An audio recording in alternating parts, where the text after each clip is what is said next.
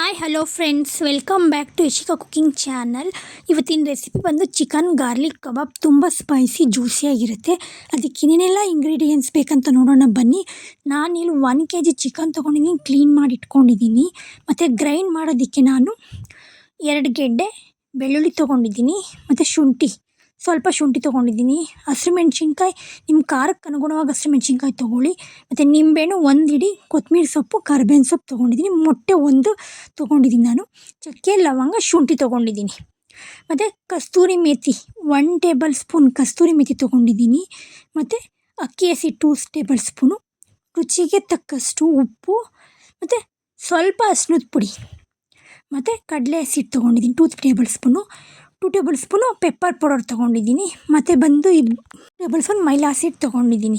ನಾವು ಬನ್ನಿ ಇದನ್ನು ಹೇಗೆ ಮಾಡೋದು ಅಂತ ನೋಡೋಣ. ಮಿಕ್ಸಿ ಜಾರ್ಗೆ ಗ್ರೈಂಡ್ ಮಾಡ್ಕೊಳ್ಳೋದಕ್ಕೆ ನಾನು ಪ್ಲೇಟಲ್ಲಿ ಇತ್ತಲ್ಲ, ಅದು ಇಂಗ್ರೀಡಿಯೆಂಟ್ಸ್ ಎಲ್ಲ ಇಂಗ್ರೀಡಿಯೆಂಟ್ಸ್ ಬೇಕಂತ ನಾನು ಆಲ್ರೆಡಿ ಹೇಳಿದ್ದೀನಿ. ಅದನ್ನೆಲ್ಲ ಇಂಗ್ರೀಡಿಯೆಂಟ್ಸ್ ಹಾಕ್ಕೊಂಡು ನೀರು ಹಾಕ್ದಂಗೆ ನಾವು ತರಿಯಾಗಿ ರುಬ್ಕೊಬೇಕು. ಯಾವ ರೀತಿ ಅಂದರೆ ಈ ರೀತಿ ಬರಬೇಕು, ತರಿಯಾಗಿ ರುಬ್ಕೊಬೇಕು. ನೆಕ್ಸ್ಟು ಒಂದು ಬೌಲ್ ತೊಗೊತೀನಿ.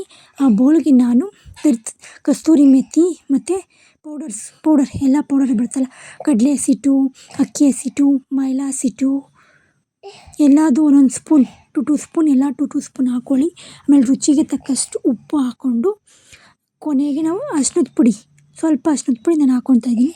ಹಾಕ್ಕೊಂಡು ಪೆಪ್ಪರ್ ಪೌಡರ್ ಬರುತ್ತಲ್ಲ, ಅದು ಪೆಪ್ಪರ್ ಪೌಡರ್ ನಿಮ್ಮ ಖಾರ ಎಷ್ಟು ಬೇಕು ನೀವು ಅಷ್ಟು ಪೆಪ್ಪರ್ ಪೌಡರ್ ಹಾಕಿ. ಏಕೆಂದರೆ ಹಸಿಮೆಣ್ಸಿನ್ಕಾಯಿ ಹಾಕಿರ್ತೀರ, ಅದರಿಂದ ಖಾರ ಎಷ್ಟು ಬೇಕೋ ಅಷ್ಟು ಪೆಪ್ಪರ್ ಪೌಡರ್ ಹಾಕಿ. ಈ ಪೆಪ್ಪರ್ ಪೌಡರ್ ಹಾಕಿದ್ಮೇಲೆ ಎಲ್ಲ ಕಡಲೆ ಹಸಿಟ್ಟು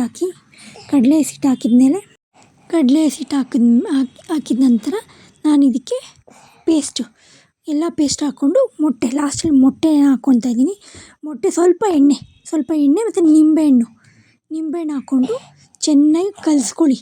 ಫುಲ್ಲು ಇದಾಗಬೇಕು. ಈ ಥರ ಕಲಿಸ್ಕೊಂಡು ಇಟ್ಕೊಂಡು ಆಮೇಲೆ ಇದಕ್ಕೆ ನೀವು ಚಿಕನ್ ಆ್ಯಡ್ ಮಾಡಿಕೊಂಡು ಚಿಕನ್ನು ಹಾಕಿ ಒಂದು 2 ಇಂದ 3 ಮಿನಿಟ್ಸ್ ಚಿಕನ್ದು ಅದೆಲ್ಲ ಹಿಡ್ಕೊಳ್ಳೋವರೆಗೂ ಮಾಡಿ. ಈ ಥರ ಮಾಡಿ ಒಂದು 15 ಇಂದ 20 ಮಿನಿಟ್ಸ್ ಫ್ರಿಜ್ನಲ್ಲಾದರೂ ಇಡ್ಬೋದು, ಇಲ್ಲ ನೀವು ಹೊರಗಡೆನಾದರೂ ಇಡ್ಬೋದು. ಇಟ್ಮೇಲೆ ನೀವು ಡೀಪ್ ಫ್ರೈ ಆದರೂ ಮಾಡ್ಕೊಳ್ಳಿ, ಇಲ್ಲ ಶಾಲೋ ಫ್ರೈ ಆದರೂ ಮಾಡ್ಕೊಳ್ಳಿ. ನಾನಿಲ್ಲಿ ಶಾಲೋ ಫ್ರೈ ಮಾಡ್ಕೊತಾ ಇದ್ದೀನಿ.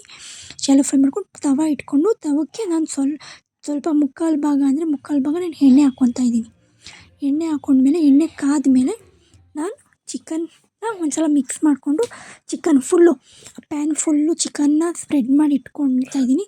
ಇಟ್ಕೊಂಡು ಒಂದು 5 ಮಿನಿಟ್ಸ್ ಹಾಗೆ ಬೇಯಕ್ಕೆ ಬಿಡಬೇಕು. ಹಾಕಿದ ತಕ್ಷಣವೇ ತಿರುಗಿಸ್ಬಾರ್ದು. ಮಸಾಲೆ ಎಲ್ಲ ಒಂಥರ ಬಿಟ್ಕೊಂಬಿಟ್ಟಂಗೆ ಆಗಿಬಿಡುತ್ತೆ. ಅದು ಚೆನ್ನಾಗಿ ಬೆಂದರೆ ಅದು ಚಿಕನ್ಗೆ ಮಸಾಲೆ ಕಚ್ಕೊಂಡಿರುತ್ತಲ್ಲ, ಆವಾಗ ರುಚಿ ತುಂಬ ಚೆನ್ನಾಗಿ ಬರುತ್ತೆ.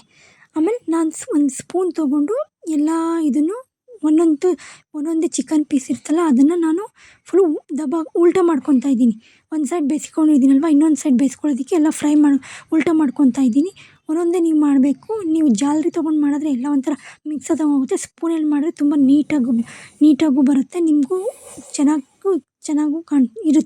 ಚೆನ್ನಾಗೂ ಇರುತ್ತೆ. ಆಮೇಲೆ ಫುಲ್ಲು ಎಲ್ಲ ಎಲ್ಲ ಉಲ್ಟಾ ಮಾಡಿದ್ಮೇಲೆ ಒಂದು ಸೈಡ್ ಬೇಯಿಸಿ ಇನ್ನೊಂದು ಸೈಡ್ ಬೇಯಿಸಿದ್ಮೇಲೆ ನೀವು ಅದಕ್ಕೆ ಆವಾಗ ಒಂದು 15 ಮಿನಿಟ್ಸ್ ಬೇಯಬೇಕು. ಇದನ್ನೆಲ್ಲ ಲೋ ಫ್ಲೇಮಲ್ಲೇ ಬೇಯಿಸಿ. ತುಂಬ ಚಿಕನ್ ಚೆನ್ನಾಗಿ ಬರುತ್ತೆ. ಹೈ ಫ್ಲೇಮಲ್ಲಿ ಬೇಯಿಸಿರೋ ಚಿಕನ್ ಸೀದೋಗುತ್ತೆ ಮತ್ತು ಚಿಕನ್ ಬೆಂದಿರೋದಿಲ್ಲ. ಲಾಸ್ಟಲ್ಲಿ ಎಲ್ಲನೂ ಒಂದು ಸಲ ಇದು ತಿರುಗಿಸ್ಕೊಂಡು ಸ್ಪೂನನ್ನೆಲ್ಲ ತಿರುಗಿಸ್ಕೊಂಡು ಲಾಸ್ಟಲ್ಲಿ ನಾವು ಜಾಲರಿ ತೊಗೊಂಡು ಚಿಕನ್ ಎತ್ಕೊಂಡ್ರೆ ನಮಗೆ ಚಿಕನ್ ಗಾರ್ಲಿಕ್ ರೆಡಿಯಾಗಿರುತ್ತೆ. ಒಂದು ಸಲ ಟ್ರೈ ಮಾಡಿ. ಮಕ್ಕಳಿಗೆಲ್ಲ ತುಂಬ ಇಷ್ಟ ಆಗುತ್ತೆ. ಸ್ನ್ಯಾಕ್ಸಾಗಿ ಈವ್ನಿಂಗ್ ಸ್ನ್ಯಾಕ್ಸಾಗೂ ಮಾಡ್ಬೋದು. ಇದಕ್ಕೆ ಲೆಮನ್ ಹಾಕ್ಕೊಂಡು ತಿನ್ಬೋದು, ಇಲ್ಲ ಟೊಮೆಟೊ ಸಾಸ್ ಹಚ್ಕೊಂಡು ತಿನ್ಬೋದು, ಇಲ್ಲ ಮಿಯೋನೀಸ್ ಹಾಕ್ಕೊಂಡಾದರೂ ತಿನ್ಬೋದು. ತುಂಬ ರುಚಿಯಾಗಿ ಸ್ಪೈಸಿಯಾಗಿ ಬರುತ್ತೆ. ನಾನು 1 kg ಮಾಡಿರೋದ್ರಿಂದ ನನಗೆ 2 ಟೈಮ್ಸ್ ಫ್ರೈ ಮಾಡೋದ್ರಿಂದ 2 ಟೈಮ್ಸ್ ನಾನು ಫ್ರೈ ಮಾಡಿದೆ. ಒಂದು ಸಲ ಟ್ರೈ ಅಂತಲೇ ಹೇಳ್ತೀನಿ, ಮಸ್ಟ್ ಟ್ರೈ ಮಾಡಿ ಒಂದು ಸಲ. ನೋಡಿ ಎಷ್ಟು ಜ್ಯೂಸಿಯಾಗಿ ಸ್ಪೈಸಿಯಾಗಿ ಕಾಣಿಸುತ್ತೆ. ಇದು ನನ್ನ ಈ ವಿಡಿಯೋ ನಿಮಗೆ ಇಷ್ಟ ಆದರೆ ಪ್ಲೀಸ್ ನನ್ನ ಚಾನಲ್ನ ಸಬ್ಸ್ಕ್ರೈಬ್ ಮಾಡ್ಕೊಳ್ಳಿ, ಬೆಲ್ ಐಕಾನ್ ಪ್ರೆಸ್ ಮಾಡಿ.